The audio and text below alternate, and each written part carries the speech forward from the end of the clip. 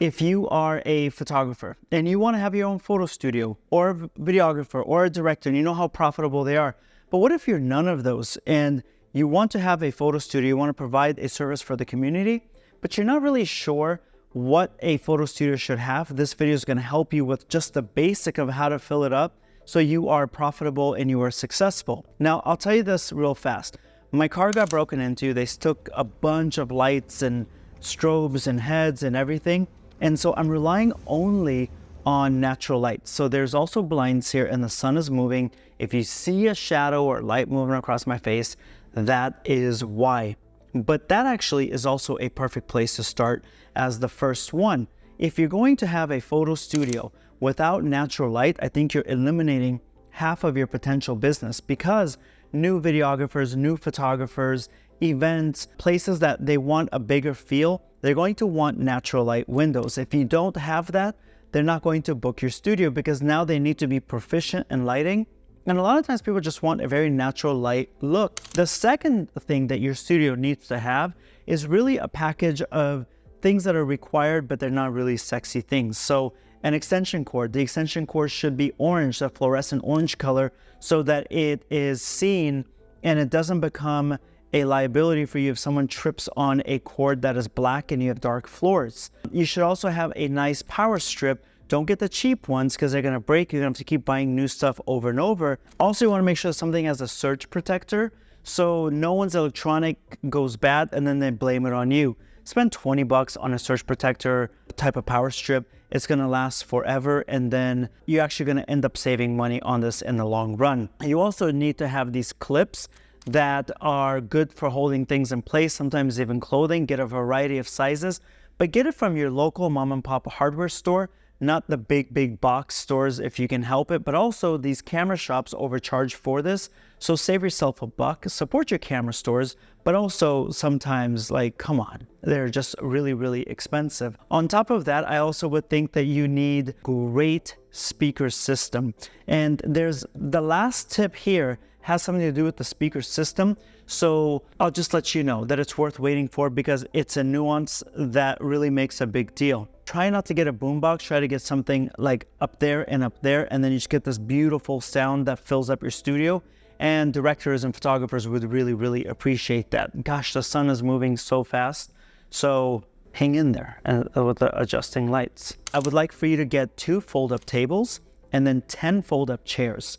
So again, this playlist has rental prices of what you should rent things for, but your fold-up table, the first one should be free, the second one can be free, or you can charge for it. The fold-up chairs should be the metal ones, the better quality ones for safety, for durability, and you should give them about 4 for free and then charge them a little bit for each chair thereafter so it becomes profitable. And really, you don't need more than 4 chairs because what are you doing sitting down anyways? We're all working, right?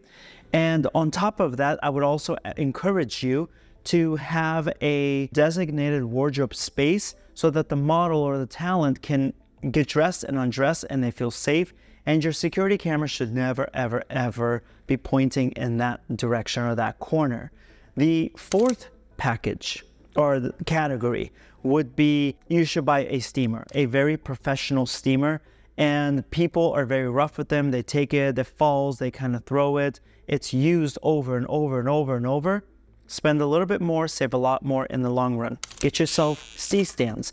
I would say get about 2 to start with. You should have about 6 total.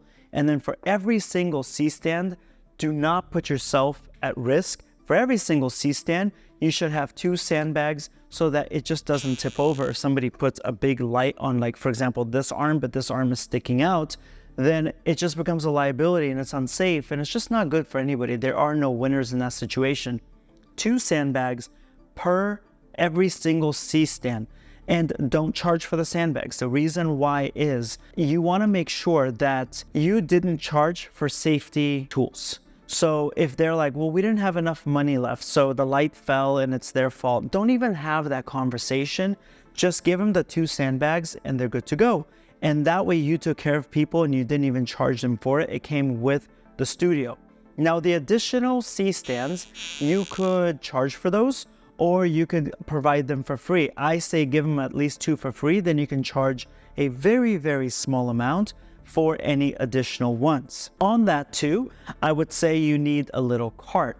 This little cart is where the photographer will put their laptop, they'll put their extra lenses, they'll put their bodies of camera, additional bodies of camera, their SD cards, their wallet, their phone, their everything.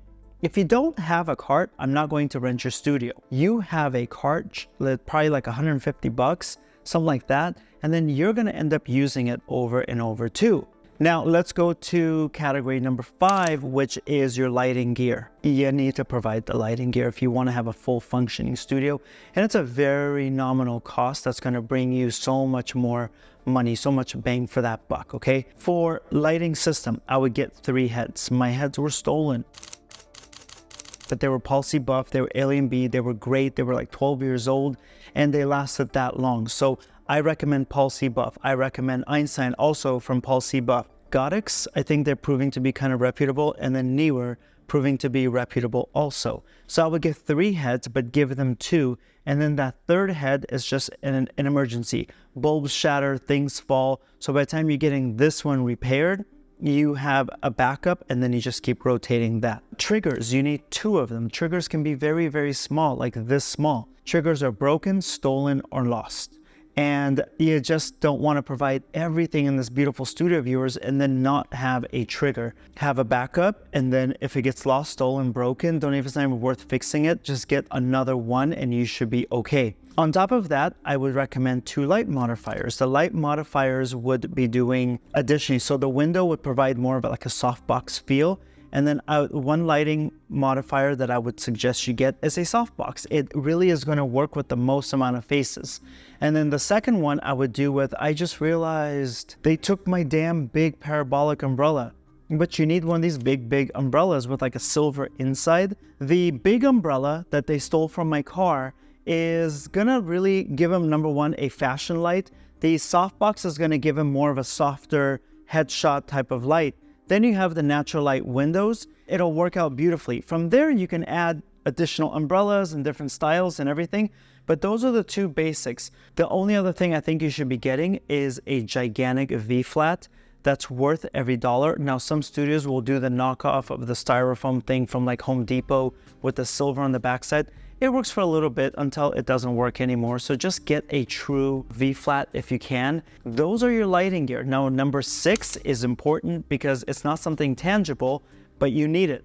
Get a parking space. So a lot of times if you lease from a building, they'll say, oh, you have access to parking. I have access to a Ferrari. Doesn't mean I'm going to get the Ferrari, but I have access to it. So access to parking isn't good enough. I want a designated space so I can advertise that and say, yeah, there's space for your client. Yeah, there's space for the grip truck. Yeah, there's space, you know, if it gets kind of dark at night and you don't feel safe in the neighborhood, there's a designated space. My studio didn't have a designated, actually we didn't have a parking lot at all. So I couldn't advertise that, and I think I lost a lot of money on that. Even one space shows that I can now advertise as we have parking. And the final one, I said I was gonna it's gonna tie into the speakers. In today's world, if you're not doing content, if you're not doing any kind of BTS, then you don't exist. It's sad, but that's just what it is. No, somebody like me, I'm filming a lot of content myself on my iPhone. Every time I go into video mode and I record on my iPhone, the music stops because I'm playing music off of my Apple Music.